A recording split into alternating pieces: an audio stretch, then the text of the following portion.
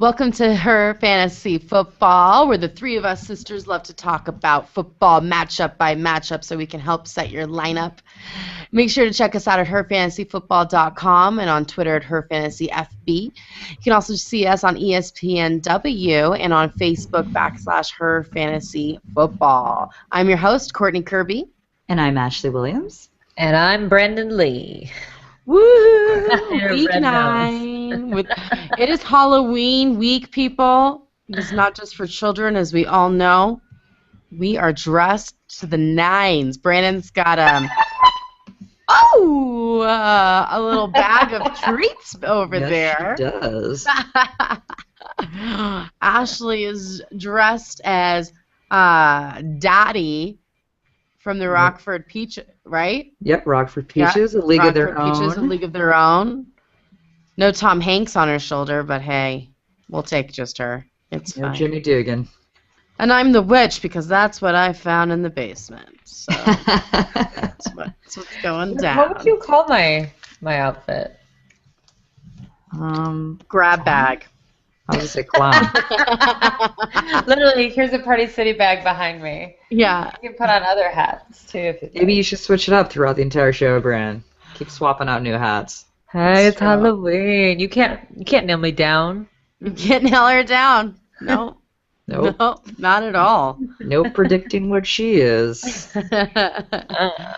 I hate making sense. Oh, that's so good. My best prediction of the week is that these people will not be getting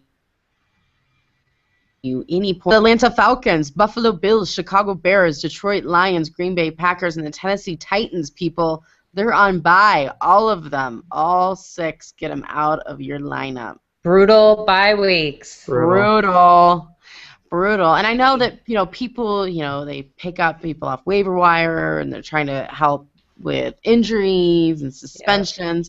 But then sometimes you forget to continue to look at buys because, like this week, as some people are going to feel, it's not healthy to be playing Kimbrel Tompkins for the Oakland Raiders. So, I will say though, if you messed up your bye weeks and you are just totally SOL this week and you have a winning record, I think it's okay. I'm going to take this off. I'm sorry. I have to be able to talk for the podcast, people who can't see my nose. Apologies.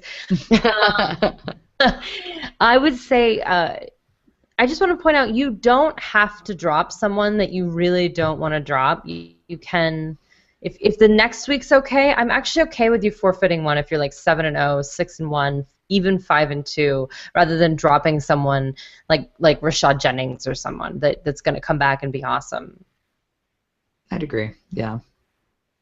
Especially with some player that you're just kind of taking a flyer on that maybe is going to get you 2 or 3 points. It's not worth it. If you have a solid team. If you don't, and you know who you are, we've all been there. Go for it. Let everyone go. Let it go. Let's win. Let it go. Let it go. Speaking of Halloween. Gosh. I just went to my daughter's dance rehearsal, and they got to wear Halloween costumes. And 3 out of the 5 were Elsa from Frozen. I'm so confused why they all like Elsa. You would think they'd like, is it Anya? Anna. I know. All the parents love Anna. Yeah, not so much but they're all about Elsa.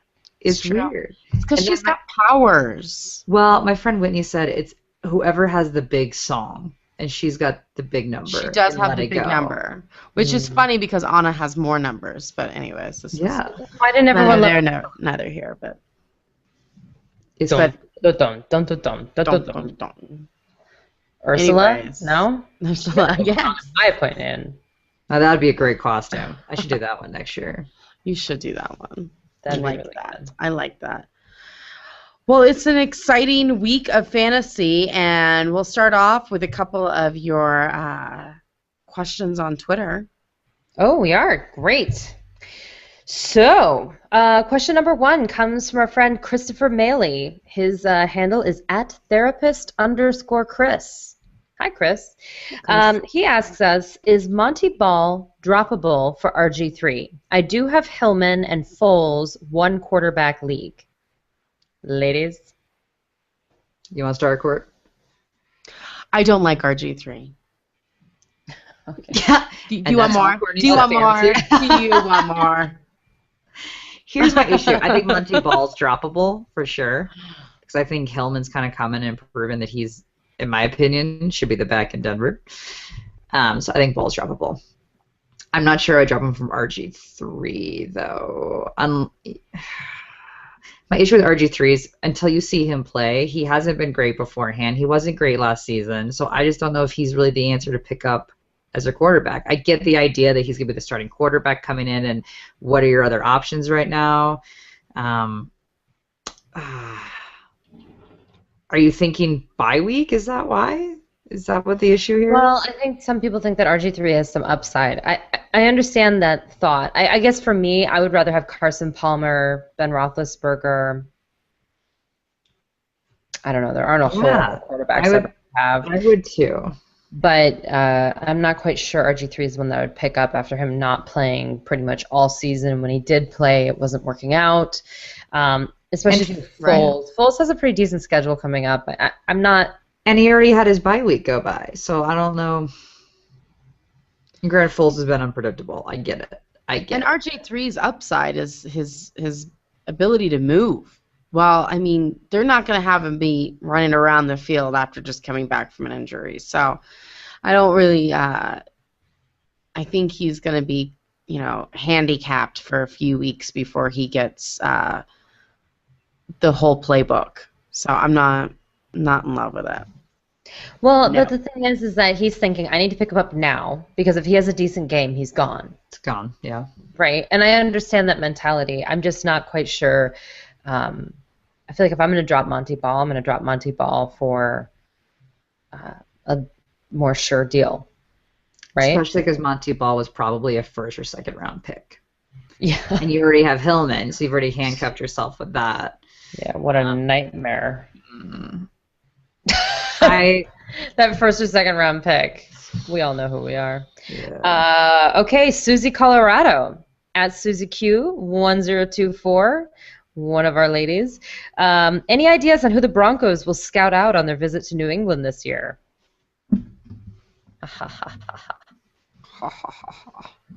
Scout out in what sense?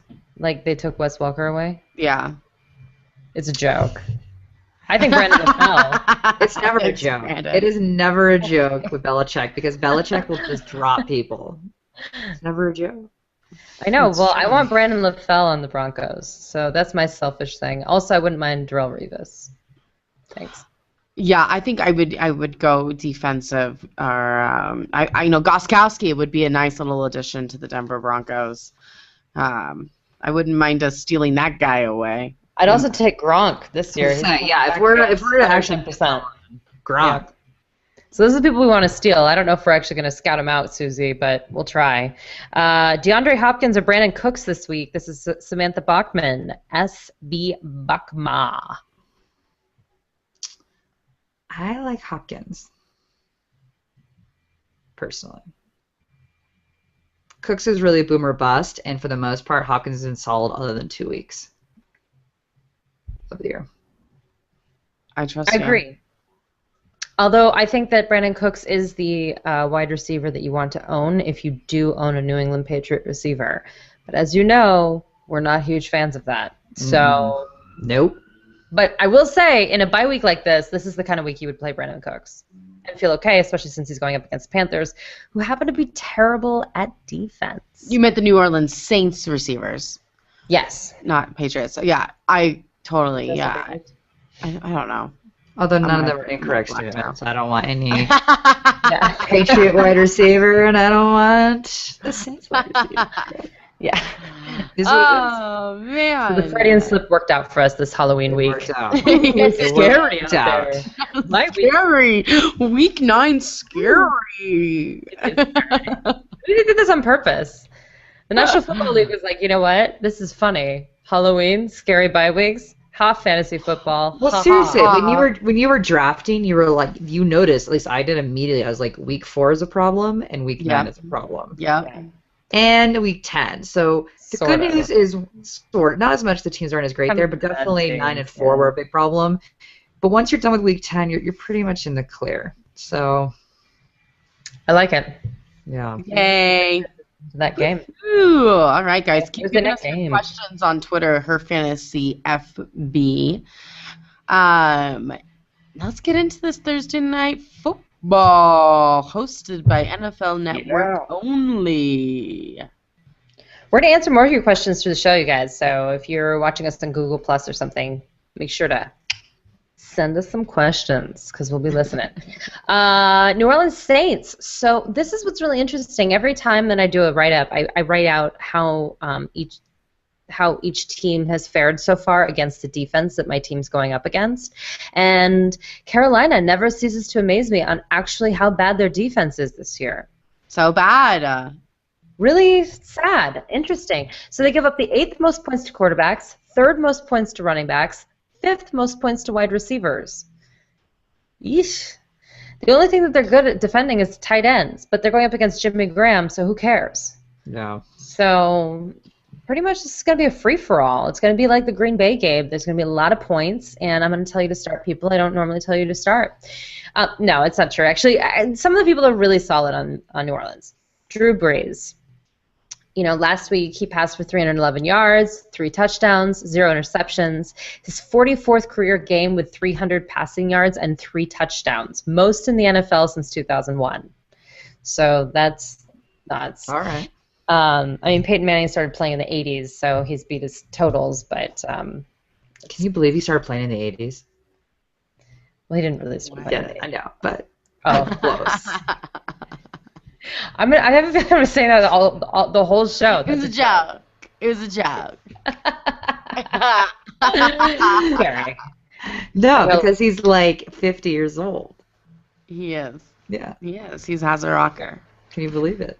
I'm pretty sure he started in 82. 1 year after John Elway. I think so. Amazing. Yeah, so anyway, he's actually 6th in the league with as far as his average fantasy points per game, Drew Brees. So we thought he was having a tough time, but he's really turned it around. Feel good about it. Jimmy Graham, 59 yards on a touchdown last week. He's back. You can play him. There you go. And then Mark Ingram. You know what? Yeah, As he long had a as game. Kyrie Robinson and Pierre Thomas are not there, you can play him freely. And you know what? He was great at the beginning of the season, too. It was really once he went out that the 3 of them were just not doing anything. So you can actually feel pretty great about starting him. You know, last week was his career highs of 24 touches, 172 yards. He also had a rushing touchdown. So He was so sweet in his press conference, little interview afterwards, too. Not the on the field, not the press conference, where Michelle Tafoya gave like all the credit to the line. He was just sweet. Little pumpkin. yeah, and you know what? He's finally getting a chance. Sometimes you think these Heisman Trophy winners kind of get it handed to them, but he's kind of had a rough go of it, which is weird, actually. Sure. But good for him. As far as gut calls are concerned, as I said, Brandon Cooks. So this is interesting. People keep asking me who I should have on the Saints for wide receiver. Who should I play? Who should I play? Okay, I surrender. If you play in PPR, you can play Brandon Cooks. So he's had 40 receptions this year, which is 14th in the league right now, which is crazy. You wouldn't know that because, unfortunately, he's only had 372 yards off of that. But if you're playing PPR, it's still points. Yeah. So I will say that he's that guy. He did get a touchdown last week. That was his first touchdown of the season. But I think that things are looking up for him. He is a rookie. I feel okay about it. As far as bench warmers are concerned, Travaris Cadet, it's only if you're in a PPR league that you could even think about it. He caught 4 passes for 40 yards. They're really using him as a receiver, not really a running back, out of the backfield kind of stuff. So it's a bye-week problem. So It's a bye-week problem. Only you know how desperate you are. that's right. I can't do that for you. I'll tell you how not desperate you are. Kenny Stills and Marcus Colston. Okay. Stills has 1 game over 62 yards. Colston has 2 games over 100 yards, although one of them came in week 1, and that also came with a fumble, so he actually had less than 10 points in standard scoring. So, each time they kind of go back and forth with each other. I don't know. And then Josh Hill, if something were to happen to Jimmy Graham, he's the guy. But even so, Carolina gives up so few, but he scored 3 touchdowns. You may not know that. Josh Hill is like a top 25 tight end on the season. Wow. Think about that. And you don't even know who he is. Yeah, but he's only valid if, like, important if you're in like a tight end league, or you can play a tight end in a flex. Or you're in a really, really deep league where you can't pick people up, or you can only pick up really, really crazy people like the Scott Fishbowl League that we're in, which, by the way, we're running a thing right now that if you make a comment on one of our shows, you are nominated, or you're in a drawing to be part of the Scott Fishbowl next year, because we get a spot for a fan. Boom. Yay! Yay. It's been really It's fun. a fun one. It is fun. That's because Courtney's killing it. That's why she says it's fun. I lost last week for the first time this year. Oh. Playoffs. I'm still in the Last week playoffs. was a weird week. It was just it was brutal. We all lost. I know. It was really bad. Nice, Brandon, nice. Well, that is the Saints. Let's get into the Panthers. It's pretty easy. You start them or you don't. We've got Calvin Benjamin. But he had the most yards last week since week 3 with 94 yards against the Seahawks secondary, which are serious. You know, he continues to be a threat down the field. I love him. The Saints give up the 4th most fantasy points to wide receivers. You know, he's a rookie, and I think he is rookie of the year in my eyes. Love him. Yes. Tough. Him or Sammy? Oh. Benjamin, he's more consistent. Sammy Watkins. I got to see Scarlett do that, Courtney's daughter, and she does the actual like gravel voice. Does she? Oh yeah, so does Genevieve, my 2-year-old. She's funny. She loves it. She'll be in the back seat, and all of a sudden, Sammy Watkins. That's how she says it. It's so funny. It's so good. He's like our favorite player in the Kirby household. Although we're not a huge Buffalo fan, so that's okay. But I am a Benjamin fan, and I think he's consistent and fabulous, and I'm into him. Greg Olsen, I'm into him too. Yes, he had a bad game last week. They all have him. Can I say that I played Greg Olsen and had Gronk on my bench? Well, Not happy. that's a tough one. That's a tough pill to swallow there, Ashley. I apologize. If you have Gronk, start Gronk over Olsen, okay? Just throwing that out there if you have both of them. But he's now. yeah, right. Seattle double teamed him because he's such a threat. I mean, these defenses are catching on. The Olsen is the man in Carolina. So it's going to be another tough matchup because the Saints are really tough against tight ends. It's like they have the best tight end, and they're really tough against tight ends, which is crazy because the New Orleans Saints defense is nothing to write home about. But No. prepare yourself for not another stellar week from Olsen. You don't bench your studs, people, unless you have Gronkowski. And you know what? I'm putting Cam Newton in the play him if you got him category. I know he burned you last week. I get it. I got it. Sorry. That's really unfortunate. But they're not known for stopping their quarterbacks. And he is looking healthier. He made a lot of mental mistakes last week. A lot. I mean, it was kind of crazy. But both of his running backs are back. They're healthier. And he'll be able to rely on that. And, I think it's going to be a good week for him against the Saints. A good Thursday night showdown. Other than that, I guess Jonathan Stewart's a gut call if you are willing to put him in a flex position. D'Angelo Williams is back. And the Saints are better covering running backs than they are other positions. So it's not my favorite matchup. I wouldn't play them. I'd bench them. But I understand if you're going to go with one, I think it's Stewart. And everybody else is benched. Boom. Tampa Bay Buccaneers 1-6. The Cleveland Browns 4-3. Bucks. Sleeper Central. Sleeper Central. Happy Ish. Halloween. I'm saying no one is a play if you got him. No one. Oh. But my gut call is Bobby Rainey. Per usual. Well, here's the thing. So Martin's injured, right? And Rainey will get the nod. He will be the workhorse. He's going to get the most points. And he actually has even been more productive than Martin in games where he is playing the backup role even. So obviously he's more productive on the field when he is the main featured back, but even in these games where he's the backup, he's been more productive in a lot of them. What's happening with Charles Sims? Which is really sad. He might get activated. I don't really see him eating into too many of Rainey's touches. He will a little bit, but Rainey's still the guy. I don't think squash that rumor. I like it. I don't think he's. I'm taking a stand here at her fantasy football. Yeah, I don't think he's really worth the flyer on, personally. But what is interesting is that he is going up against the Browns. Rainey is, who give up the 8th most points to running backs. So this could be an interesting week for Rainey again.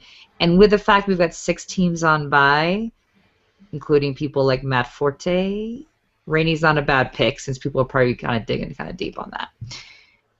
Mike Evans I have also in my gut call section. I'm intrigued by him. Yeah. Yeah, so Jackson isn't getting the ball, so it's pretty much Mike Evans. He's the only one really getting it. And what's interesting is that his last 4 games he scored 12 points, 0. That one hurt. But then 11 points and 7 points. So he's worth looking at this week. And the Browns have a pretty mediocre secondary, so there's a good chance that he could actually have another decent week here. So he's on a bit of a hot streak. So I kind of like Mike Evans as well. Bench, Doug Martin. He's listed as questionable this week. He left the game with an ankle injury and was in a boot, so that's never a good sign. Boot. And but to be honest, you weren't really playing Doug Martin anyway at this point. You really weren't. I mean, he's like giving you nothing but heartbreak for the most part this season. Implosion. It's terrible. It's terrible. It's time to give up on him. For those of you who are still trying to make it work, because the rest of us have already kicked his tush to the curb a while ago. Bye. He's done. Bye. So. Bye-bye. And Vincent Jackson, you're close behind, buddy. Gosh, 2 reasons. His rib is limited in practice this week. He did hurt his rib. So that's not a great sign. And, I don't know, he's been awful every single game but 1 this year. So, I mean, literally, he's averaging 6 points this season, which doesn't sound terrible when you think about it. But when you actually look at his week-to-week numbers, he had, I think a 14-point game, which has kind of spread the wealth around. I mean, we're really literally talking in this, 3 to 4 point range for most games. It's not going to cut it. So that's the Bucks. The Browns are kind of sleeper central. Andrew Hawkins actually had a really great game last week against Oakland, and they're kind of good against the pass. So he got 7 passes for 88 yards and a touchdown. Yes, he had that 0-out week, and that scared all of us away. But now he's kind of on the waiver wire. A lot of people dropped him. You can pick him back up. You can play him because the Bucs give up the absolute most points to wide receivers. Fabulous. Number 1. As in Killing it, Bucks. Killing it.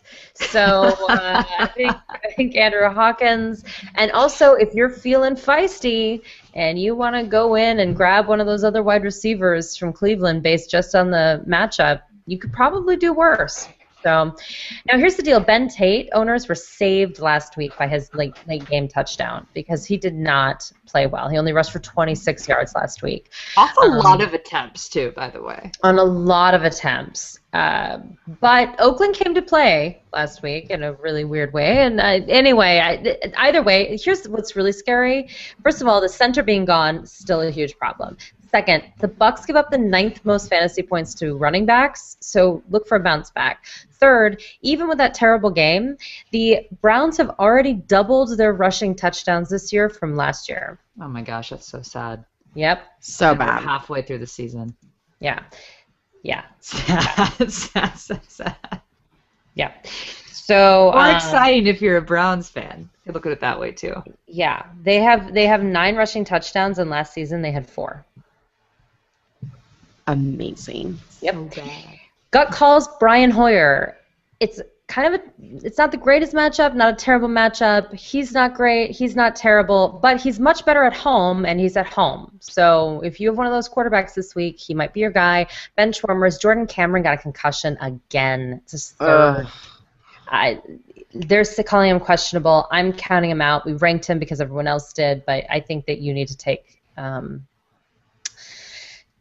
your life into your own hands. His backup would be Jim Dre if you really need it. Go somewhere else. Yeah. It's hard. Tight ends are terrible, though. Yeah. They're bad. I got someone for you. Kendricks. Yes. Pick him up instead. Thank you. Oh man, y'all done there, Brandon? Yeah. All right, we got the Arizona Cardinals 6-1 at the Dallas Cowboys 6-2. Who would have ever thought they would have lost against Washington? Colt McCoy. It was like it was just like the cherry on top of the 2014 season thus far. I have all these Redskin friends, and I was like, yeah, good win, guys. And they're like, yeah, Romo choked again. And I was like, I'm not sure I'd say he choked. Like, oh, he choked. He choked. And I'm like, he had like this like great moment of like getting hurt and then like rallying back to come in. Although Whedon was playing better, played better than Romo in some situations. But I was like, oh, it was like a storybook ending, and then womp womp, Redskins won. The NFC East is the most hateful division of football. They all hate each other with a passion, and they're all on the East Coast, and they're all just totally angry. Nothing positive to say about them. No, really interesting. Love it. It was kind of depressing. Well, let's talk about the Cardinals, who are not so depressing. They're 6-1. What? They're the worst best team in the NFL. I have to say. They are the worst best. Because I just can't believe that they're 6-1. You know, because I constantly am disappointed with somebody or two people on their roster, so it's very upsetting to me. But I love them all at the same time. So we're gonna play them, you guys. Why not? Carson Palmer. Hey, he's back. 329 yards and 2 touchdowns. You know, he's only thrown 1 interception in the last 4 games, and he looks to be like recovering fairly nicely from his shoulder injury. He's only owned in 56% of leagues, you guys. So pick him up and play him. You got some quarterback woes? That right there's a better QB option than RG3 we were talking about earlier. Absolutely. Yep. Absolutely. Rest of season for sure. Yes. Andre Ellington. Yes. Larry Fitzgerald. I have him in the play him if you got him category. You know, no, Dallas is no joke. They're just pretty freaking good against the pass. But I just have this feeling about Fitzy that he's going to do it again this week. He's just going to do it again. I feel like he's going to be the man who's going to get you another 160 yards and a touchdown. Maybe not that many, but he's going to get you your points. And then never again. And then probably never again. That's the funny thing about Arizona. They're such boomer bust, but they come out with the victory. It's crazy. Speaking of booms or busts, my gut calls Malcolm Floyd and John Brown. Floyd had 4 targets on the day with 0 of everything. Receptions, yards, touchdown, nothing. While Brown had 10, and he did a whole lot more with 119 yards and a touchdown. But it's very inconsistent. Palmer loves throwing it to Brown. Floyd has amazing talent. They're just such boomer busts that it's hard to predict what's going to go down in Arizona. Arizona's defense, I have them in gut calls. We have them ranked 10th. Let's just move straight into the Dallas Cowboys. DeMarco Murray, yes, please. It's the Murray Show, and I love it. It's my favorite. Is it Remember when people are asking over 100 yards? Yeah. Yeah, it's his 8th game over 100 yards. Yeah, his 4th game over 20 fantasy points. He's crazy town. That's all I have to say. Play him. Dez Bryant. Dez is like, I feel like Dez is the perfect picture of this NFL season. Just 4-4. Just okay. I'll take it because he's not losing me games, but he's just not that rock star that we're used to Dez Bryant be. He's not the number 1 guy in Dallas anymore. That's Murray, and I'm okay with that. So everybody just needs to be okay with 10 points. No more. Usually no less. It's just going to be 10 points. Terrence Williams, I like him. Still a good wide receiver 3 flex player. He saw so many more targets last week. I felt like they were listening to our show, finally. And Jason Witten. Yeah, the Cowboys. Gonna get it together. Seriously, not my favorite. It's not my favorite. Neither is Jason Witten, but I'm going to put him in the play him if you got him category because he is stepping up his game. 5 receptions for 70 yards. Awesome. And his 2nd touchdown. Okay. All right, I'm into it. I'm into it. Better. Got calls, Tony Romo. As we said, was injured last week in the game. Whedon came in for him. I think he's day-to-day. He's questionable, guys, so make sure you got a backup for your backup. That stinks. And the Dallas defense, one of their key players got injured last week, so it's not going to be the same Dallas defense that we're used to in 2014. So prepare. Then we get the Philadelphia Eagles 5-2 against the Houston Texans 4-4. All right, Eagles. So they had a pretty decent fantasy game, even though they lost to the Cardinals. But the Cardinals and the Eagles are really good. They're both really good teams. Yeah. So, someone had to lose. I told you the Cardinals were going to win. All right. Winning. So play him if you got him. Listen, there are a ton of people on buys. You're playing Nick Foles. So I know he's had a tough, weird season. Yeah. That offensive line. But the offensive line is getting better. And here's the deal. Last week he threw for 411 yards, 2 touchdowns, and 2 interceptions. But the best news is that he was not sacked once. That's right. Yay. Sackless. That's how we like them. So you like that? Sackless, just how we like him, is that what you said? Are you going there? I'm going there. I like there. And, I do that. So the only thing you don't like about Foles this week is that he's going up against J.J. Watt. And let's just all pray that he does not take a pregame selfie, because that's when J.J. Watt, I guess, loses his mind, goes after you, and won't let it go. Oh, that was so good, though. It was so weird. Every time, it was so good. It was so interesting that it was such a big deal to him. I was kind of riveted by it. I was like, wow. Okay, this really upsets you. Selfies. Okay, how old are you? I'm into it. I mean, he's crazy. He totally went get off my lawn with us. Yeah, he did. Yeah, he did. Oh, yeah. Very interesting. Also amazing is Jeremy Maclin. You guys, he has been killing it all year long. He was our best call in the preseason for sure as a sleeper. He's sleeper no more. And so graceful at completely eating it.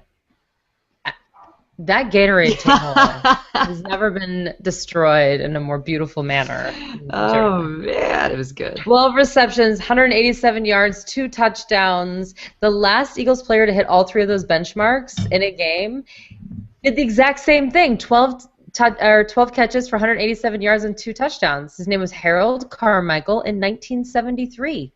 Nice. Oh, random stat of the day goes to Brandon. At the Cardinals. Oh, no way. Freaky. All right. Freaky. Almost like Halloween freaky. Freaky. Yeah, okay. So, listen, the only difference is that Carmichael won the game. I went there. It was a crazy week. He's not going to do that again, but he's going to be solid. Great. LaShawn McCoy, I don't know what to tell you. He is getting over 20 touches per game. Last week, he did rush for 83 yards. He has only 1 rushing and 0 receiving touchdowns on the season. But you probably have to start him, especially in a bye week. So let's just not talk about it and pretend it didn't happen. For sure. Zach Ertz is in the gut calls because he started off the season awesome. He has not been awesome lately. The Texans give up the 8th fewest points to tight ends. He's barely a starter. Something to think about. Also, they're probably going to need Brent Selleck in their blocking. Just putting that out there to try to protect Foles from J.J. Watt. So, bench warmers, Darren Sproles, he sat out week 8 due to a knee injury. He's back at practice, but I still think that he's not playable. Done. All right. I raise my hands. On to the Texans, shall we go? Please. Yeah, this will be really short. Arian Foster, another huge week. Huge. He was the highest scored running back. He had 35 points, 2 rushing touchdowns, 151 yards. I'm not going to insult your intelligence and tell you why you must start him, as you are already starting him. No reason to go on about it. My gut calls is DeAndre Hopkins. He was hot scoring at the beginning of the season. He had 14 points, 8 points, 11 and 12. Then he cooled off a little bit with 6 and 1, although 6 is not terrible. And he seems to be heating up back again with 8 points 2 weeks ago and then 9 points. So really, he only had one really, truly terrible week. Two, you know, we got the 6 that was kind of like subpar. And what I really like about the last 2 weeks is that all of those points are off yardage, which to me is so much more of an important sign, because what that tells you is that he's really playing good ball, that he's being incorporated, he's running good routes, he's getting open. It's better than when you just have some guy that randomly gets targeted in the end zone. It's a completely different kind of situation. So he's playing really good ball right now. I like DeAndre Hopkins. My bench, Andre Johnson. Sorry, buddy. Still on the bench. He teased us that 1 week with 13 points in week 6. But he's back to his 5-point old ways, and it's just not going to cut it. It really isn't. So not when you've got other guys out there that are scoring more points. I know they're not as big of a name, but I know I personally be starting Hopkins over Johnson. This is the time in the season where you have to retire people's jerseys, guys. Just because it's the name doesn't mean you have to start them. He's done. He's done. Andre Johnson and Vincent Jackson hang out on the weekend. They really do. Yeah. They get a burger and they sit around and they talk crap about all of us. Yeah.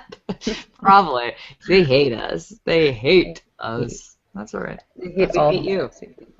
We hate you. So it's full circle. Exactly. There we go. We would never tweet at you because that's crazy. No, we would never do that. Never. We would only say it on, We're kidding. We don't hate you as people. No, we not hate at you. all. We hate you in our lineup. And that is fair. That's fair. The New York Jets, I love them in my lineup. 1-7 at the Kansas City Chiefs. Woo! 4-3 game of the week. It's always the game of the week when it's the Jets. It's just It really is. The very unfortunate thing here is that they keep going up against good defenses, and that's just not going to fare well for anyone. The Kansas City Chiefs give up the 5th fewest points to quarterbacks, 3rd fewest to running backs, 9th fewest to wide receivers. The good news, though, is that they give up the 8th most points to tight ends, and that's why Jace Amaro is in my gut calls. Because if you need a fill-in tight end, I think there's a possibility. I agree. I am Not a high possibility, but we can't rule it out entirely. right. Why? Because Vic can't play like his 24-year-old self. I can't That's believe right. he's saying these things. He just has to stop. I will say Chris Ivory is solid. Yeah. solid. He is a solid play. Last week he rushed for 43 yards and 2 touchdowns. 43 yards. That may make you sound, Not good. like a crazy person. That yay! But let me tell you, if you saw the game, that was a small miracle. It And was. I am very impressed with him. So there's that. Eric Decker also. One of the more unfortunate things about the season so far is that Eric Decker doesn't have a quarterback. Because even without a quarterback, he's catching 7 passes a game. I don't know how he does it. He's really good, you guys. I know this sounds crazy again because you're like, but 7 passes for 40 yards. Listen, another miracle. There are some really good players on here. Actually, it's making me wonder about this whole, is it just because Geno Smith doesn't have playmakers, frankly. And last week, Percy Harvin's first week, you know what? It was interestingly his 3rd best fantasy game of the year. It's crazy. That should shock you. That should shock you. But it doesn't shock me, because this is what Percy does. He throws up this great game, and he tries to get you on, and you're like, yeah, Percy. Well, let me And tell then you, he I think, stinks it up the next week. except for, I think the Jets are really going to include him in their game plan, unlike the Seattle Seahawks. So he had 9 targets last week, and Eric Decker had 11. They want to throw the ball.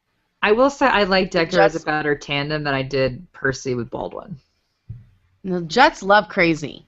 They do And love crazy. They feed off crazy. They do. They feed off crazy, and I'm into that. So, hey. And when I say target, I'm using that word loosely because Michael Vick is the new quarterback, and Threw it within 15 yards of him. But let me ask you, is this a for sure Target. fix? Because what I heard is it's like day to day or week to week as to who the starting quarterback will be. no, they named Vic the starter, and Geno's questionable too. No, I think it's pretty much a done deal. It doesn't matter. They both had 3 turnovers. I don't want you to feel like there's any change whatsoever. It's in name only. They are the 2nd pair of quarterback teammates in the last 15 years to each have 3 turnovers. That has happened before. I was shocked, but it has. I love it. Yeah. And in case you're wondering, Geno Smith ended in standard scoring with -5 fantasy points. Yeah, go Jets. Go Jets. That's it. They are the worst team in the NFL. They are the worst. Yeah. Okay. Yeah. But you But have to I'm love them, serious right? with Trey tomorrow. Love them. They're like that, Love the they're like that Jets. ugly puppy, right? That you can't help but love. Because who Yep. else is gonna love it? Yeah, that's Yeah. right. That's right. Yeah. The ugly puppy. The Chiefs aren't much prettier, but what I will say is, play if you got him, Jamal Charles. Yeah, they're way prettier. Already they're hot. Yeah, but I think everyone's fear that Charles is going to bust for them this year should be gone at this point. I would hope. Because his last 4 games he put up 28 points, 8 points, 16, and 23. He was the 3rd highest scoring back last week, and he looks like the Charles of old to me. Yes. So be thankful that you drafted him and play him every week. Don't even think about the beginning of the season. He was hurt. It is what it is. Charles is back. Be thankful you have a consistent running back. So let me tell you what, LaShawn McCoy owners out there, myself included, we hate you every time you get mad about Charles. Yeah. Agreed. Anyway, gut calls. Niall Davis. I don't love Davis this week because the Jets have a great line. They do. And they give up the 6th fewest points to running backs. Yes, Niall Davis is a bit of a hybrid player, but I still don't feel great about his odds this week. It's a tough week, but my thought is with 6 teams out on bye, a lot of people are going to dig pretty low in the rankings to find a player to play, and Davis isn't a terrible option if you're desperate. It's not terrible because they do incorporate him in the receiving game. So, yeah. And my bench is everybody else because everyone else is just subpar enough that's not even worth mentioning. Everybody else. Everybody else. I would say Travis Kelce I'm intrigued by, but he's only gotten like 4 and 3 points, and the Jets are pretty good at defending tight ends, so that's why he's not being mentioned either. There you go. I think you just mentioned him, Ashley. I know. We got the Jacksonville Jaguars. I know someone's gonna be like, "What about Travis Kelce?" Travis I know. Kelce. One of the regulars I have at work. He asked me. He's like, "All right, Kelce or Jordan Cameron, right on the spot." And I picked Kelce. Yeah, you have And he got to. 0.5 more points than Jordan Cameron. It's because the hot mess. Anyways, Kelce, I mean, you know he's gonna get you. Yeah, you know you're gonna. Yeah. Jacksonville Jaguars 1-7. The Cincinnati Bengals 4-2-1. Okay, Jacksonville. I'm going to do a broken record thing, and it's called Allen Robinson is the best wide receiver on this team, and you need to pick him up. It is ridiculous. He's a must-start if you're in PPR leagues. I don't know how many times I need to say this, and he's still not owned in most leagues. I don't have this understand. argument with a guy that I'm seeing right now about Cecil Shorts, and I'm like, I don't even know why we're having this conversation when Allen Robinson is available in your league. Like, why are we even talking about this? He's like, but Cecil. I'm like, no, but Cecil. Allen Robinson. Retire the jersey. Retire the jersey. Put on the new one. It's time. It's time to switch it up, people. I'm so overwhelmed with why people don't pick this guy up. He only does it every week, people. It's like he keeps telling you over and over to pick him up, and you won't do it. He didn't have a 0 week like Andrew Hawkins. He's literally the real deal. Also the real deal, kind of, is Denard Robinson. Congratulations. First Jacksonville running back to have over 100 yards in back-to-back games since Maurice Jones-Drew in 2011. Yay. Yeah. That's worse than the 4 total rushing yards of the Browns last season. Rushing touchdowns. Yeah, terrible. Yeah.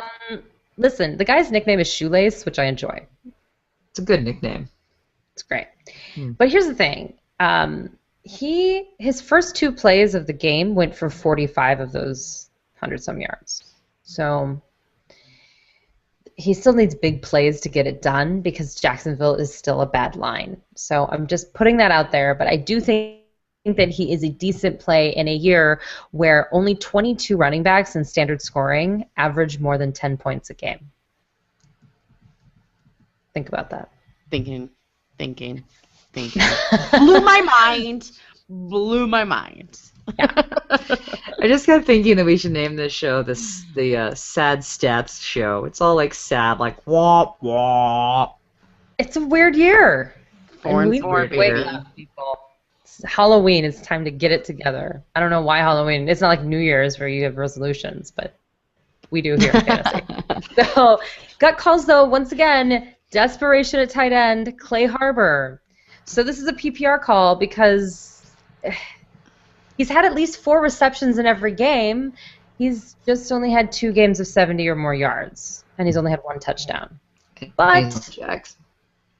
it's what it is. So the Bengals do give up the 2nd most points to tight ends. So these are my matchup guys, Jason Morrow and Clay Harbor. Things to think about. Bench warmers, Blake Bortles. What the what? Keep throwing 2 interceptions a game. Why? He has 4 6 this season. Because he's a rookie. The most in the NFL. I know, but it's just...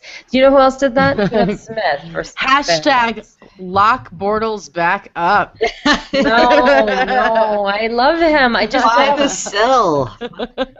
I just need the interceptions to stop. The other stuff's good, but the interceptions really bother me. And Cecil Shorts, yeah, 1 game with a touchdown. He has 1 game with over 100 yards. Other than that, he's been bad. You just can't start him, especially against the Bengals.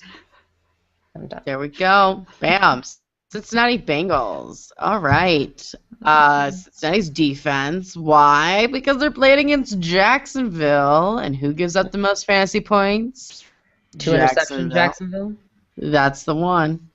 That's Blake the Bortles is fantastic, other than his interceptions problem. He's really good. You guys, he's the future. The future. He's the Whedon of 2017. You know who doesn't care about the future is fantasy players in the now. Nope. Yeah. Nope. Unless you're in a dynasty league, obviously. Yeah. And then Mohamed Sanu. What? Yeah. Amazing. Love him. Gosh. He looked great. Another great week. With or without AJ Green. Does not matter if AJ's there or not. I think he loves being the number 1 guy, though, for Dalton. I do have to say, he had 125 yards, and rushed for another 27. So, bam, boom. Hell, he's the only guy that's not injured on the Cincinnati Bengals. So we're gonna start him, and therefore everybody else is in gut calls because they are injured. Giovanni Bernard, injury alert, injury report, injury report, injury report. No word yet on how Bernard's hip is and whether he will be playing this Sunday, so keep an eye on him. AJ Green, another injury report. Green is still listed as questionable this week and most likely will sit out again. So hopefully the guy you have that replaced him is not on bye this week. If so, well, bummer. Andy Dalton, he's going up against Jacksonville, so that's okay. There's a chance. There's a chance, but I would say if Bernard is not playing, he doesn't have that to rely on, to fall back on, I would not start him. It's just not a thing. And everybody's on the bench. We got the San Diego Chargers 5-3 at the Miami Dolphins 4-3. Play him if you got him. Once again, Phillip Rivers, broken record time. Start that guy. You know what? And I don't care that Miami gives up the 4th fewest fantasy points to quarterbacks. It does not matter. No. Okay. I got into a fight with some guy walking, not like a real fight, but kind of, to the Thursday night Broncos game. This guy's like, I'm not going to play Phillip Rivers tonight. I'm like, you don't bench Phillip Rivers. He's like, I'm not going to play him against Broncos. And I'm like, I love guys like you that don't actually care about winning fantasy. You're my favorite. He didn't like that comment. He did not like that comment. Dad doesn't do that. No, his his mom. Either. Yeah, and I benched Floyd because I didn't want to have to do it. Oh, I always play people against the Broncos every time because I'm like, oh yeah, we give up points left and right. Yeah, I never think twice about it. No, I'm soulless. Yeah. In fact, I even was high-fiving people every time Eddie Royal caught a pass. Because you had Eddie Royal? I had Eddie Royal, and a lot of people were not too happy with me, but I was like, whatever, I've got Sanders too, I'll high-five you for him. Yeah, sure. And Sanders rocked it, so whatever. Well, speaking of that game, though, Brandon Oliver, Okay, I wanna talk to people that own Brandon Oliver right now. I hope you watched that game. He should have had negative 50 yards. He played awesome. I mean, I know this sounds insane, but he got hit behind the line of scrimmage almost on every single play. It was out of control. I know he only rushed for 36 yards, but literally it should have been negative 50. It was out of control. Now, Ryan Matthews did not practice on Wednesday, so he's probably not going to be back. It's probably Brandon Oliver again. He also caught 7 passes for 27 yards, you guys. I know that it looks pedestrian, but once again, almost all the passes are behind the line of scrimmage. He kept getting his butt kicked, and Denver was just on all cylinders that night. So I would feel, yes, Miami isn't easy against the run, but they do give up the 14th most fantasy points to running backs. They're much easier than Denver. He will be fine. He's going to have a great game. He earned every yard last week. So I just want to talk people off the Brandon Oliver can't play football train. That's just not true. And then Antonio Gates, here's some unconventional advice. I would target Antonio Gates. If there's a person with 2 tight ends, I would trade for Antonio Gates in a heartbeat. This guy's a touchdown machine. He's literally averaging 1.1 touchdowns a game. That's crazy. No one averages more than 1 touchdown a game. That's so ridiculous. He's also averaging 4 catches and 52 yards on top of that. So for tight end. Unbelievable. Also, gut calls. So this is going to be a little crazy. Allen has a double-digit targets the last 2 weeks. Last week he caught 9 passes for 73 yards and a touchdown. It was his first touchdown of the season, but it looks like he's coming around. And they're having to cover Malcolm Floyd and Eddie Royal, so I think that he's a decent play. And then Malcolm Floyd and Eddie Royal are my bench because it's too spotty. Unless you're in PPR, Malcolm Floyd, he's a deep threat guy, but he's just not really working out as far as fantasy is concerned at this point unless something changes. And Miami gives up the 6th fewest points to wide receivers. So there you go. When you say spotty, that just it reminds me of, your menstrual system. We'd rather you be regular, not spotty. Thank you very much. Wow. Gross. Miami Dolphins. Halloween. Man. All right. I'm going to say Miami Dolphins defense. Nice. That's right. So here's the thing. I've got plenty to go. I think that's interesting. Is this week a great matchup against the Chargers who give up the 2nd fewest points to defenses? No. No, it really isn't. But is that going to stop you from playing the top defense in the league because they did surpass the Lions as the top defense now? Not likely. I mean, the Dolphins' defense is legit, and the Broncos were still able to muster up 6 points against the Chargers. So I think the Dolphins could do the same. I think they can get you around 6 points. I think so, and Rivers is known for having a meltdown once in a while. Yeah, and 6 points is worth a start. Okay.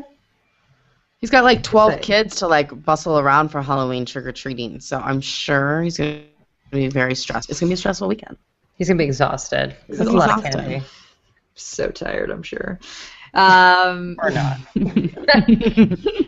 Mike Wallace, I also have my play him if you got him. He had his worst week last week with only 2 catches for 59 yards and no touchdown.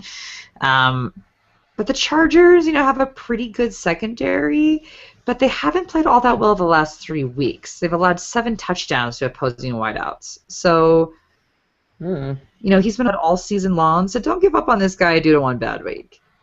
He's been good all season, so this is not the time to freak out yet. Lamar Miller, he also had his worst week since week 2. But it wasn't that bad. He still rushed for 78 yards. And he had 14 touches, so he's still getting the ball, 78 yards. If he would have scored like he did the past 3 weeks, he'd be back up into his kind of usual now 13-point range. So keep him in your lineup. Again, don't freak out. Gut calls, none. You're either playing them if you don't or you don't. And my bench, I do want to talk about Rashard Matthews. I don't want you to see that he had scored that touchdown last week and then go all crazy on the waiver wire and pick him up. He is not a viable option. Okay, he has only scored 1 time this year, and he has a total of 9 points for the whole season. He is a no-go. Exciting. Okay. And almost all of them came last week. So don't hop on this Rashard Matthews train.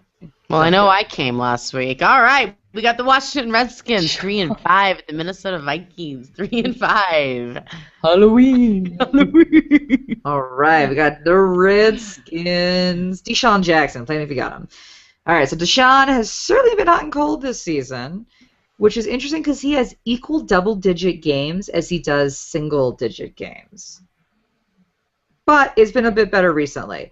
So the good news is that, you know, RG3 is coming back. Is that good news or not? I'm not sure. But, you know, they seem to have decent chemistry when he was playing beforehand. So keep that into consideration. But if we look at just the last 4 games, Jackson has scored twice and has scored an average of 13.75 points. That is good.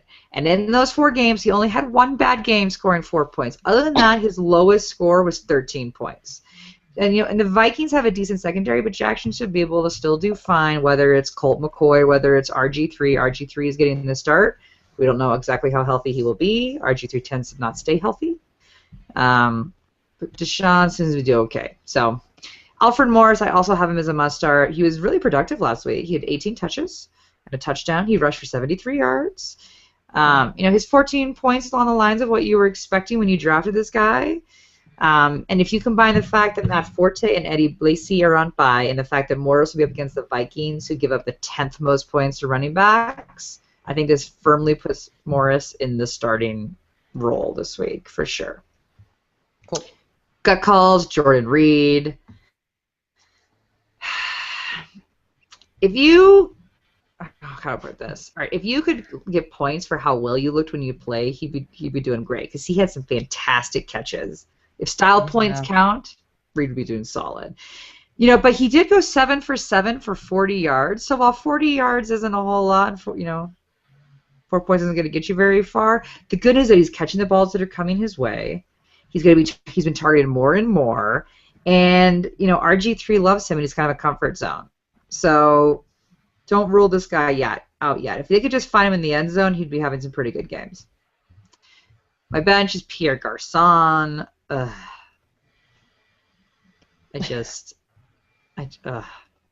Okay, so he's not had fantastic last 4 games, but he hasn't had looked fantastic all season long. He has scored 2 touchdowns, but even with those touchdowns, he's only averaging 7.25 points. And no, 7 is not awful, but if you take those 2 touchdowns out of the equation, he's averaging 3.4 points and is only catching 4 passes a game. To give you a little bit of an idea, Jordan Reed is being targeted more than Pierre Garçon. That's crazy.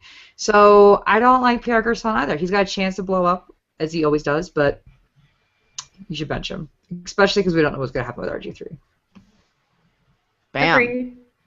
Agreed. You know what? We're going to play with the Vikings. The Vikings defense. Hey, that's it. That's all we're going to do. We're going to go down to good calls here with Jerick McKinnon. This is a tough matchup. Redskins give up the 3rd fewest fantasy points to running backs, and he's only an 8-point kind of guy. So it's not my favorites. If he can only put up 8 points against the Bucs, it's going to be tough. It's going to be a tough one. Cordero Patterson. Hey. I guess he's relevant to talk about because he's had 2 games with 7 points. Kind of relevant. It's the Vikings. I'm polling people. I'm like polling deep here. But yeah, so he's in my gut call. We have him ranked 33rd. I don't think he's a bad play to have this week if you're in wide receiver woes. But Greg Jennings is definitely the more consistent wide receiver. Now, that's not saying much for the Vikings. That not just wide receiver, really, he's the most consistent player on the Vikings. So sad. It's really sad. And then Teddy Bridgewater, I've got him on the bench. We have him ranked 20th. He's just not. He's not there yet. Mine's not there yet. I know that was nice of you. That's all I got to say about the Vikings. We got the St. Louis Rams 2-5, the San Francisco 49ers 4-3. Play me if you got him. None for the Rams. None. That's a hot mess. Hot mess. Hot. But good call is Lance Kendricks. So Kendricks has scored a touchdown in the last 3 weeks. He had 8 points, 7 points, 6 points. The problem is if he doesn't find the end zone, you will be a hot mess yourself. But luckily, he's being targeted a lot in the end zone, and with Brian Quick out, he's probably going to see even more targets. So I like me some Kendricks. My bench, all Rams wide receivers. It's official. You can't start any wide receiver, period. Brian Quick had a season. I know he had a season-ending injury to his shoulder, so he's out. I'm so moved. Kenny Britt was your highest scoring wide receiver with only 5 points, so that's going to get you nowhere. You know, but the good news is that I feel like you can stop having these dilemmas on Sundays now about whether you need to play Quick or not. Yes. Now that he's out. So it's sad but true, but you don't have to have that mental anguish anymore. So. Gosh. If only that could happen to another 10 guys in the NFL this year, that would be nice. Without injuries. We don't want to wish injuries on anyone. Right. We just want to stop the guessing game, but it's very sad. Really bad. He finally had a good season. Yeah, he was, yeah. And then my Rams running backs. It's official, guys, that Jeff Fisher can be added to the Bill Belichick camp of purposely screwing up your fantasy running back situation. He's such a jerk. I hate fantasy football. I hate you. All right? How about that? So yeah, exactly. Here's the situation, right? Trey Mason was supposed to be the guy, right? All of a sudden he surpasses Zach Stacy as the starting running back, right? Or not, because he scored 3 points. Zach Stacy scored 3 points. Benny Cunningham scored 2 points. And to make it even more fresh, you're like, okay, well maybe Trey Mason's going to get more touches. Nope. Zach Stacy had 8 total touches. Trey Mason had 8 total touches, and Cunningham only had 3 less. So we're in the same kind of committee situation where you have absolutely no idea who's going to score you the most points that week, who's going to get the most touches, or they're all going to be a dead even split. It is awful. The Rams are now on the island of running back teams you can never trust. And the Saints and the Patriots welcome them with open arms as one big community of people that you're never to touch. Ever. Carolina. Mm-hmm. It's Carolina. Walking Dead. Mm-hmm. It really is. It's working out real well for you, Rams. 2-5. You guys are sassy today. We are. Well, that's what happens. I got my witch costume on. I don't know what you want from me. I'm a firefighter now. We have some lives here for the 49ers. All right. So Colin Kaepernick, I'm just going to call him Mr. Great Matchup. He does well in good matchups. This is a good matchup. The last time they played, he had 29 points, which was 3 weeks ago. So go for it. In fact, he even passed for 343 yards. Hey. Whoa. Yep, and by the way, he is averaging over 18 points per game. So even in bad matchups, he's not hideous. So way to go, Colin Kaepernick. In Gut Calls / Sadland, Frank Gore and I don't know why the San Francisco 49ers refused to run the ball camp. I don't understand what's happening. It's not like Carlos Hyde is getting a lot of touches, you guys. He's still getting like the minimal amount of touches. No one is running the ball. So don't think this is because Carlos Hyde. Although there is rumors that Carlos Hyde is going to get more play after the bye. I don't know. I don't care because they don't run the ball anyway. It's unbelievable. So I don't know. That's really what I'm going to say about that. I can tell you that he ran for 38 and 28 yards and, what have you, but just know that he's been rushing for less than 50 yards a game. However, I will say that the Michael Crabtree, Anquan Bolden, Stevie Johnson, Brandon Lloyd train is chewing this week. So the St. Louis Rams give up the 8th most points to wide receivers, and the last time that they played, Crabtree, Bolden, and Lloyd all scored double-digit fantasy points / touchdowns. Hey-o. So if you actually realize Stevie Johnson's been scoring touchdowns lately, and he caught 5 passes for 56 yards the last time they played them. He was the only one who didn't score. But anyway, it's going to be a big game, I think, for pretty much all of them. I mean, Lloyd is obviously the last place guy here that I would pick up. But if you're playing daily fantasy and you need a really cheap flyer, Stevie Johnson's one I would take this week. I hope I never have to cover the Niners because I can't talk about Stevie Johnson. I'll be like, that's how you do me? Yes. One of my favorite NFL moments. Yeah. So the bench warmer is Carlos Hyde. I'm only saying this because he only had 14 yards rushing, and 1 yard receiving against St. Louis 3 weeks ago.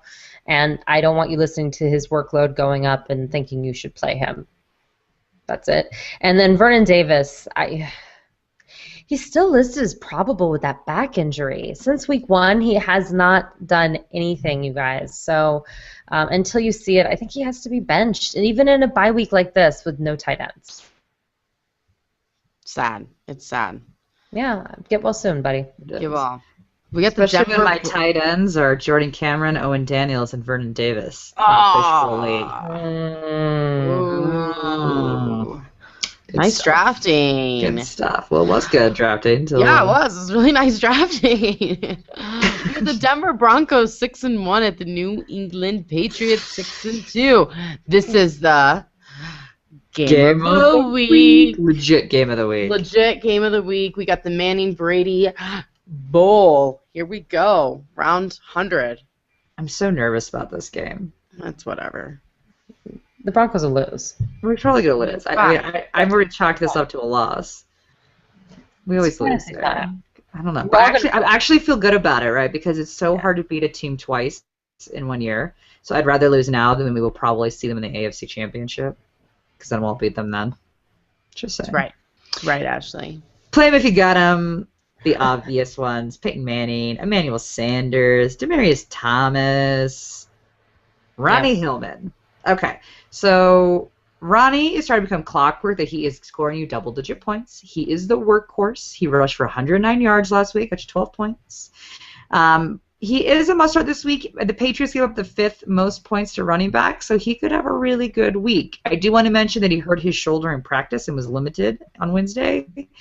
But he was able to stay on the field, which is odd that he was injured but still on the field. But I'm going to take that as a good sign. But sure, why not? With that said, check your injury report because there's a chance that they'll then start to use Juwan Thompson on the goal lines for a little bit more of that harder ground and pound play. So keep that in mind. I still think Ronnie Hillman's still he's the workhorse. He's still going to get the majority of the yardage, but just, he makes a touchdown vultures taken away. Gut calls, Julius Thomas. You are a Thomas owner. You've been pulling your hair out the past 2 weeks. How do you bench him? How do you bench Julius? I don't know how you bench him. He's only scored 2 points last week and the week before. I know. Only a total of 6 passes in the last 2 weeks combined. 6 passes, And what's really sad is other than this is a really scary stat to add to our scary show here. Don't do it. Other than week 1 in which he had 104 yards. He has been averaging only 37 yards in all the other games combined, which means if he doesn't find the end zone, he is giving you 3 points, which is about on par with what's going on when you look at his stats, depending on if he's got the touchdown or not. He literally is in that 30 kind of yardage range right now, so it's a little scary. Juwan Thompson also have my gut call section. I do want to say, if you were hurting for someone in a flex role because all the guys on your bench you've now had to put into your starting lineup because it's a really, really brutal bye week this week, Juwan Thompson is a good person to think about in a flex role. Because, again, we've got, the fact that Hillman's a bit questionable, and Juwan scored 2 touchdowns last week and was used in that red zone. So if you've got kind of that situation, he's not a bad flyer to take. My bench, Broncos defense, it's the Pats. Need we say more? They give up the 3rd fewest points. They did okay against the Chargers, but this is with a healthy Gronk-Brady combo, I think that's scary. Stay away from that. Ooh. It is scary. It is very scary. You know what's not scary is Tom Brady. Yay, Tom Brady. Woohoo! I mean, the Patriots gave Chicago the smackdown last week. It was funny. Who saw that coming? Oh my gosh. I come to my parents' house to record, so we don't have the kids there, and Dad goes, You remember when Aaron Rodgers was like, RELAX, relax. He's like, I was going to use that later in the show. He's like, he's like, Cutler needs to be like, PANIC, panic.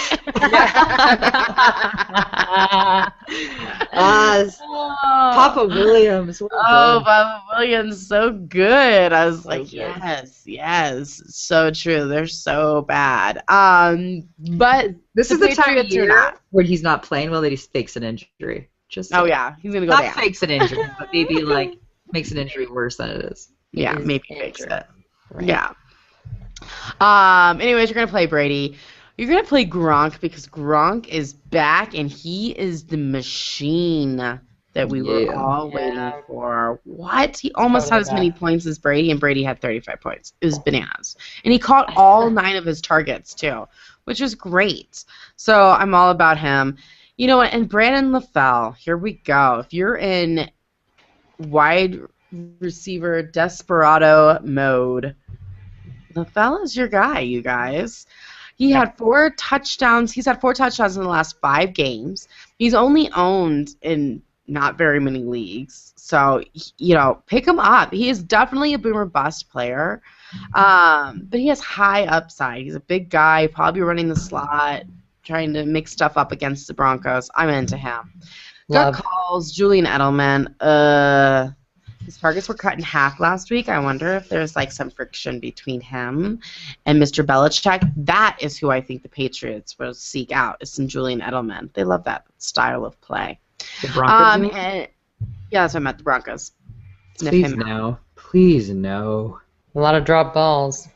Odd. He cannot keep the ball. Like, obviously, you know, if it's right in your hands, it shouldn't be a problem. Well, for Edelman, that's not the case. I like my players sackless, but not ballless. Yeah. So, there's a big difference. Horrendous. Yeah, like it. Big Check that difference. off. Talk about boomer bust players. Shane Vereen. This week is supposed to be a good one for him, but the Broncos are really tough against running backs. So Brandon Oliver much? yeah. It's going to be rough. It's going to be really rough. And on the bench, the New England defense because they're playing against the Broncos. Duh. We got the Oakland Raiders 0-7 against the Seattle Seahawks 4-3. This is going to be the Halloween special bloodbath we've all been waiting for. Play him if you, play him if you got him. Nobody for the Raiders. Andre Holmes and James Jones will put them in gut calls because we need somebody to talk about. They have big upsides. They have big downsides. They are definitely boom or bust. And the Seahawks give up the 5th fewest points to receivers. But these 2 guys are not bad pickups to play this week with teams on bye. So, you know, something to think about for sure. Darren McFadden, he's no more than a flex option at this point. Again, Seattle gives up the 5th fewest points to running backs as well. So it's not my favorite. Bench warmers, everybody else. Derek Carr. Ooh. Oakland defense. Ooh. It's not going to be happening this week against the Seattle Seahawks. No. They keep saying that Gruden is thinking about coming back for the Raiders job. And They always say this. it's just sad. But their fans are so good. You know, They like are. Raiders They're fans fabulous. love their team, and so I just want better for them. I want Gruden back for them. I do. Feel for you guys. We're with you. Seattle We'll sign Seahawks it. fans. They already have a Super Bowl, so we're done with them. I'm just kidding. Still too soon. It's still too soon. The opposite side of the spectrum here. Okay, so Russell Wilson is a must-start every week, especially when half of the league is on buys, so we don't need to discuss him. Marshawn Lynch, this is where I am going to discuss it real quick. Okay, we're gonna address your innermost fears because it's Halloween. Okay. He's been underwhelming the last 2 outings, to say the least. 61 yards, 53 yards, and then 62 yards, so actually the last 3 outings. He hasn't scored since week 5, but as I said, considering 22 running backs average over 10 points per game, and Lynch is one of them, it is what it is, you guys, and you're just going to have to embrace that he's not going to have like 40-point games like he did last week out of nowhere or something. It's going to be a very solid but not full kind of thing. The Raiders do give up the second most points to running backs, so RELAX.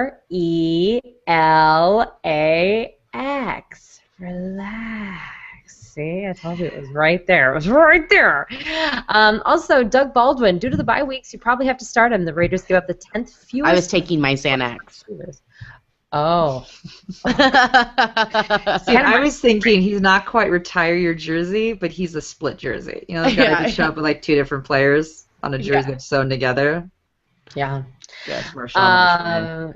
Yeah, so Doug Baldwin had another 7 catches last week. So I think that he, as far as like the go-to receiver, is the real deal. Will he score? I cannot tell you that. Seattle defense is really bottom of the barrel when it comes to a lot of turnover stats, but Oakland is top of the barrel for giving over turnover stats and other things. So if you held on to him, this is a week to play him. Luke Wilson, once again, you're super desperate. I understand. People are talking about him because he scored a touchdown last week, but that was the only time he scored. And he's never had more than 28 receiving yards. I loved him in Legally Blonde. So good.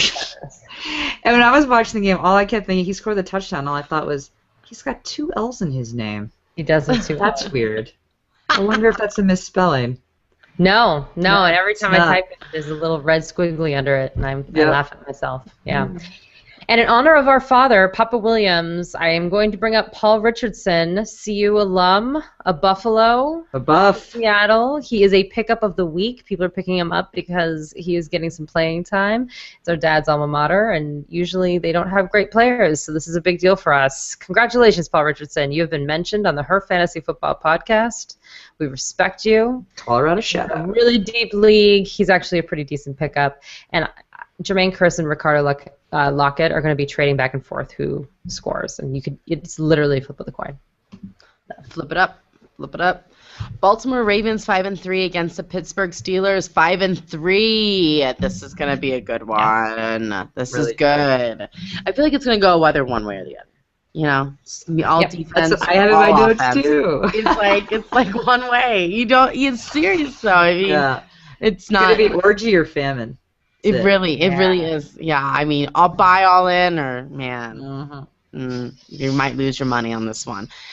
Joe Flacco, we got him play him. I don't know why I have him play him if you got him. That's awkward. We have him ranked 19th, so let's go ahead and move him down to gut calls. Because Flacco sucked. The last week, no questions about that. I do think he will be better this week. I do think he will be better than 5 fantasy points he gave us this last week, but he's no rock star. So that threw me.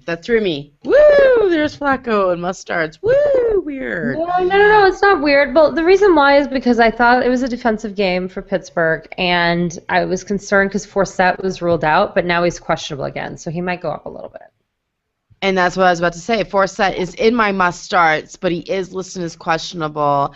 But he says he should be ready to go on Sunday, but who knows? Players always don't have the last. I think the press jumped the gun on that or something, because all of a sudden he was out and then he was back in. So right. Yeah, he says his injury is minor. You know, you gotta work through the pain sometimes. All right, Triple S, Steve Smith Sr. This is it. This is the last one we got. I don't know if he's slowing down because of old age or what is going on with the Ravens, but I'm hoping he has a good game. This has got to be his comeback week. We need him against the Steelers. His points last week, though, if that one call at the end of the game wasn't. I mean, he did interfere for sure.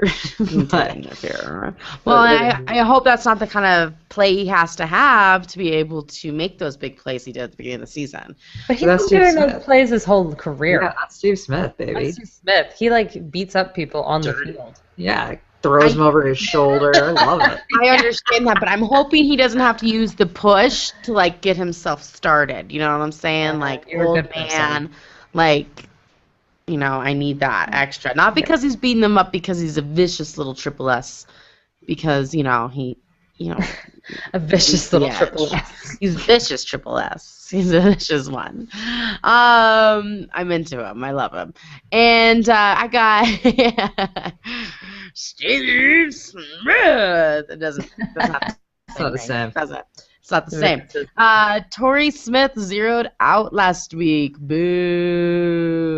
Boo. You know, he is just a boomer bust player. I mean, he only got 1 point in week 2 against the Steelers. So that's not promising him going up against the Steelers again. So it's not my favorite. And same thing, Baltimore defense, I haven't got calls because it's going to be one way or the other. Both Pittsburgh and Baltimore are going to be in the top 5 defenses of the week or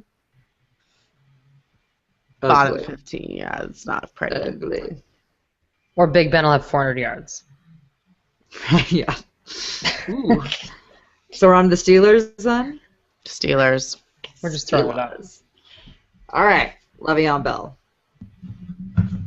Will this be Le'Veon Bell's best week? Probably not. The Ravens give up the fewest points to running backs. So this will be a tough battle with the line. But the good news is that Bell has great hands, and he's incorporated. We've renamed you for the Halloween edition here. Right. He's now Bill. No, What about Bell is incorporated a lot into receiving plays, so he should be able to still get you points. And, you know, Bell is a top 5 back, so you never bench him. Nope. Period. I love him. Same with Antonio Brown. So Antonio Brown, we say it every week, and again, you never bench Antonio Brown. He is the top wide receiver in the league by 18 points more than Demaryius Thomas. That's a big spread, guys. 18 points midseason is a big spread between 1 and 2. So Yeah. he scored 25 points last week off 133 yards and 2 touchdowns. Thank you very much. You're welcome. You know, and he looked, you know, he what? Oh, I said you're welcome. You said thank you very much. Yeah. But he's going to be targeted a lot in the offense in general because the Ravens, the secondary is the weakest part of their defense. Yep. So it is what it is. They're going to be airing the ball out. Which brings me to my gut call section. Yep. Martavis Bryant, right? So Bryant had 2 solid back-to-back weeks. 2 weeks ago, he scored 10 points and had a touchdown. Last week, he scored 20 points and had a touchdown. He also doubled his yardage week over week. And he's establishing himself as a pretty solid wide receiver, too, right now in Pittsburgh. And he may have some fantasy value for you as well in a wide receiver 3 or a flex role. So he's a good option on a rough bye week. Ben Roethlisberger in my gut calls. So let's be clear. Last week was a very freaky week and probably will be the highest scoring fantasy game all year long with Ben Roethlisberger. But he's been creeping his way up the standings all season long, and he is now the 7th highest scoring quarterback right now, which I know may shock a lot of you guys. And last week he was the highest scoring 44 points. It was crazy with 522 yards, 6 touchdowns. I'm pretty sure the cameraman scored a touchdown, as pretty much everybody else on the team scored a touchdown that game. He actually was the one who threw that touchdown to Macklin that broke the Gatorade table. It was amazing. Amazing. It was crazy town. So Unbelievable. I don't want you expecting a 40-point plus game. It's not going to happen. But with a lot of quarterbacks out on bye this week, Big Ben is a good option. It's a divisional game, which means that these two teams know each other very, very well, and it's going to be a very hard-fought game for all 4 quarters. And the Ravens give up the 10th fewest points to quarterbacks. So temper your expectations. But like Courtney said, this is either going to be a low-scoring game or like fantasy Disneyland.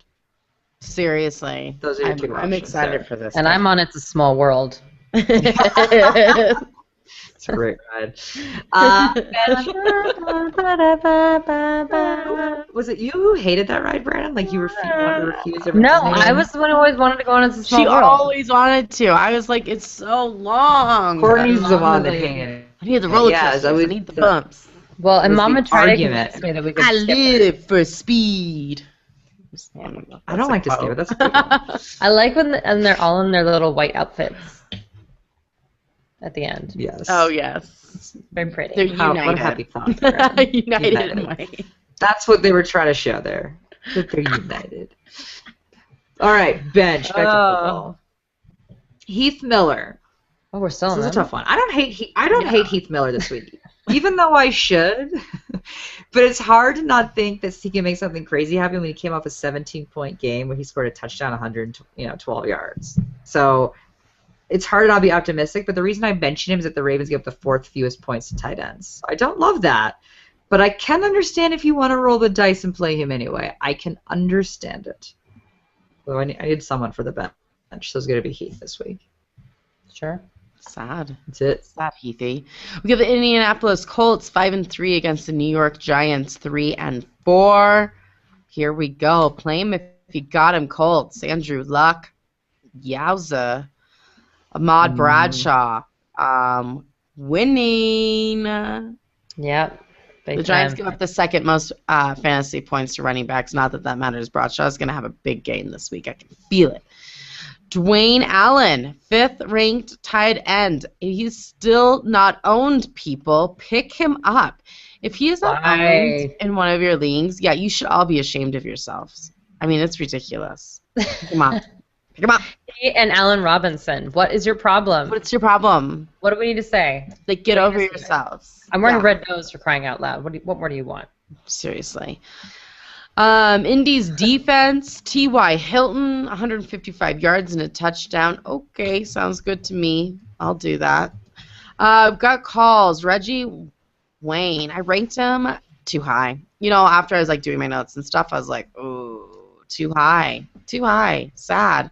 The last 3 games, he had 0, 1.5, and 3.5. He is listed as questionable. Don't do it.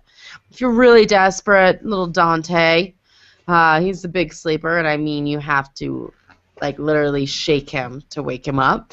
But one good game does not mean that he will have to, so just prepare yourself, although it is luck, and they're playing the Giants. On the bench, Hakeem Nicks, sad. I think he's done. And Trent Richardson, what?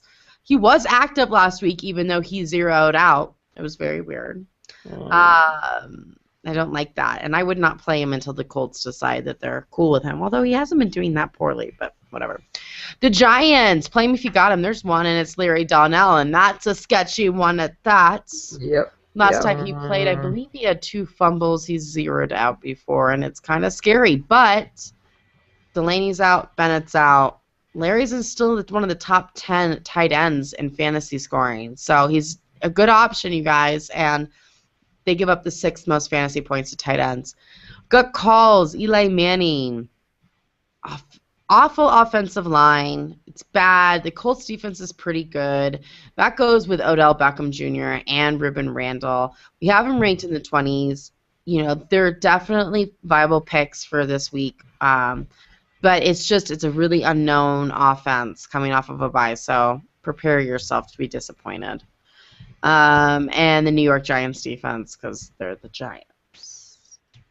And they're going against the Colts, who happen to be scoring machines. So not my favorite matchup for them. Even with Roethlisberger's huge game, Andrew Luck was a stud last week. Again, it doesn't matter. We have him ranked first, you guys. This is his year. And even though I think that a lot of our listeners do the regular leagues, I do want to say one daily fantasy thing here at the end. Know who to spend your money on. Okay, Andrew Luck, Antonio Brown. There are some people that have literally been top 20, top 10 people, depending on which position they are, every single week.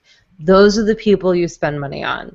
That literally, it's every week, you guys. And Andrew Luck is one of them. I'm sorry, he's unbelievable this year. He has an easy schedule, guys, and it's not going to change for the rest of the season. Yeah. So it's money making. It's money making. Spend your money. All right, you guys. We know week 9 is going to be tough, so make sure you follow your injury reports. Keep updated on our rankings on herfantasyfootball.com.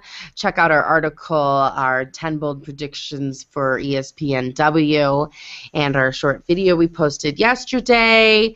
I guess it was 2 days ago now since we're airing this on Thursday. But chat us up on Her Fantasy FB on Twitter, guys. We'll answer your questions coming down to the wire.